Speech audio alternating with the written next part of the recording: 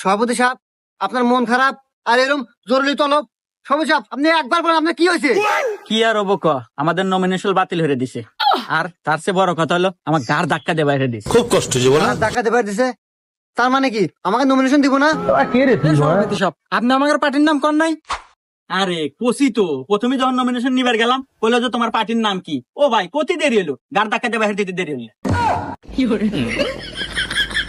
কি সভাপতি সাহেব, আপনি এত বড় অপমান করছে, আবার কি আমাকে নমিনেশন দিব না? কে আমরা কি ফকিরের মানুষ না?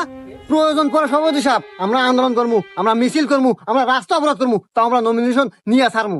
হ্যাঁ, তুই তো আমার নিভা যাওয়াপাতি জ্বালা দিলু রে। আর বাংলাদেশে তো আন্দোলন করলি সবাই। চল আজকের থেকে আমাদের আন্দোলন শুরু। আমাদের দাবি, আমাদের দাবি মানতে হবে, মানতে হবে, ফকিরকে নির্বাচনের অধিকার দিতে হবে, দিতে